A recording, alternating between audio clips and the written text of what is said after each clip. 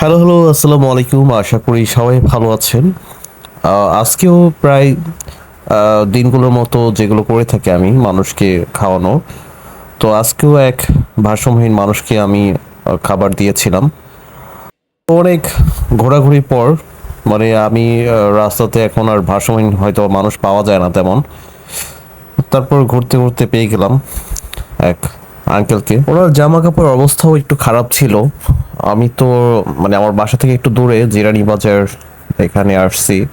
বাসাটা কাছে থাকলে হয়তো বা তার জন্য একটা টি শার্ট বা প্যান্ট নিয়ে আসতাম।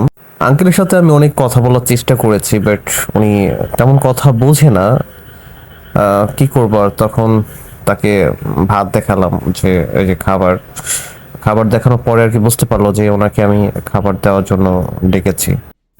খাবার দেওয়ার পর ওনাকে বললি যে বসেন, আমি পাইনি এসে আপনার জন্য, আপনি হাত ধুয়ে তারপর খাবারটা খাবেন, ঠিক আছে? ওনার জন্য পানি আনতে যাচ্ছিলাম। আহ, ওমা, আমি এনে দেখি যে উনি এমনিতেই খাওয়া শুরু করে দিছে হাত না ধুয়ে। এখন তো আর হাত ধুয়ে কোনো লাভ নেই, তাই না? উনি তো খাবারে হাত দিয়ে ফেলছে, এখন তো আর হাত ধুয়ে কোনো লাভ নাই। আমি এই পর্যন্ত যতজন ভারসাম্যহীন মানুষকে খাবার দিয়েছিলাম, না একজনও দেখি না যে খাবার মানে বেশি রেখে দিচ্ছে বা অতিরিক্ত খাবার হয়েছে তাদের, এমনটা দেখি নাই আমি। কিন্তু এই যে যে বাটিটা আছে, এই বাটির ভেতর প্রায় দুজনের খাবার আছে। বাটিটা ছোট দেখলেও বাটিটার ভিতরে ভালো আকারে ভাত থাকে।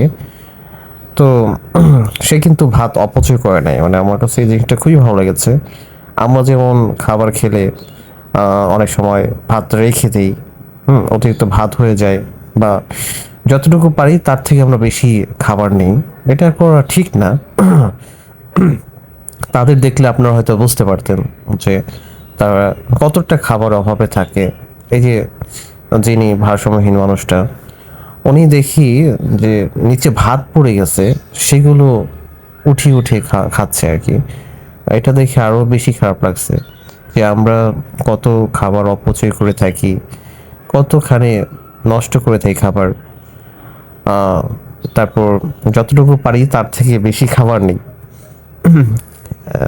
আসলে এই জিনিসগুলো আমরা ঠিক করি না। আমি পরবর্তীতে আর কি রিয়েলাইজ করতে পারছি কতটা খাবারের মানে খাবারটা যারা না পায় তাদের জন্য খাবারটা কতটা প্রয়োজন। তাকে বলতেছিলাম যে আপনি পলিথিনটা ফেলে দেন, তরকারি নিয়ে তো হয়ে গেছে। কিন্তু তিনি দেখেন এখনো সেখান থেকে তরকারি বেছে বেছে নিতেছে। আমি আজকে আসছি হলো প্রায় 5টা, 5:30টার দিকে, হয়তো বা 5:30 বাজে তখন।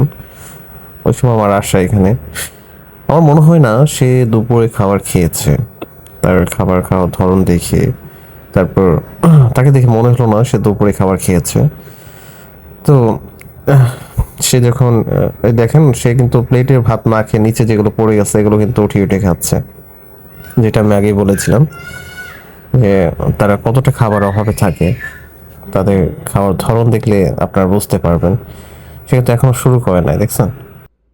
আমি তো তার খাওয়া দেখে এমনিতেই অবাক হয়ে গেছি। সে একটা ভাতও নিচে পড়তে দেয় না, আর যদি ভাত পড়েও সেটা আবার উঠিয়ে খেয়ে নেয়।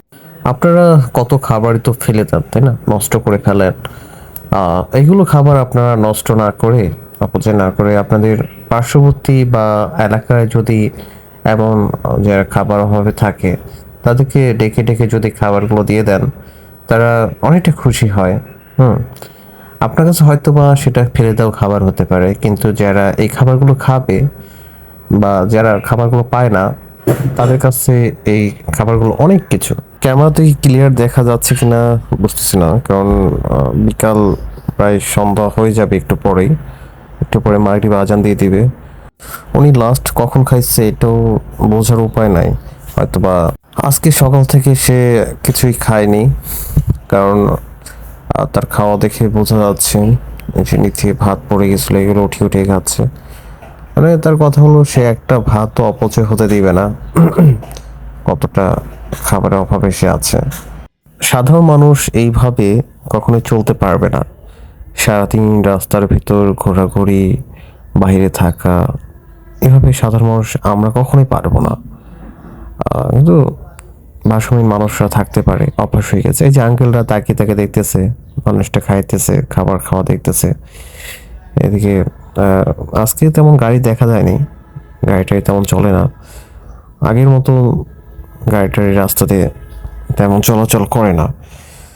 এটা কারণ কি আমি জানি না। এখন তো তেল তেল সবই পাওয়া যায়, তারপরেও কেন গাড়ি ঘোড়া চলতেছে না এটা বুঝতেছি না। তার চুলগুলো মনে হয় না সে 6-7 মাস ধরে কেটেছে বা কাটিয়েছে। তার চুলগুলো অনেক বড় হয়ে গেছে এবং মানে তার চোখের সামনে আসতেছিল তো বারবার, তার নিজেরও একটু বিরক্ত লাগতেছিল চুলের জন্য। আরে আমি যদি পারতাম তার চুলগুলো কাটাতে তাহলে হয়তো ভালো হতো, কিন্তু আমি একা এই কাজটা করতে পারবো না। আমার সাথে যদি এমন আরো 2-1 জন থাকতো অবশ্যই তাকে চুল কাটাতে হেল্প করতাম। এখন তো বৃষ্টির সময়, বৃষ্টি আসতে পারে, তো আমি আর এখানে দেরি করলাম না, চলে যাবো এখনই। ওইদিকে বাস টাস দেখলাম না, কিন্তু এদিকে আবার অটোর অভাব নাই, অনেক অটো উল্টা পাশ দিয়ে আছে। যাই হোক, আবার এখন যেতে হবে বাসায়। প্রায় 1 ঘন্টা ধরে বাইরে আছি, অনেক খোঁজাখুঁজির পর এক আঙ্কেলকে পেলাম, তাকে খাবার খাইয়ে বাসার উদ্দেশ্যে যাচ্ছি। ওকে, ভালো থাকবেন সবাই। আজকে এই পর্যন্তই। পরবর্তী ভিডিও দেখার জন্য অবশ্যই লাইক, কমেন্ট, শেয়ার করে পাশে থাকবেন। Thank you.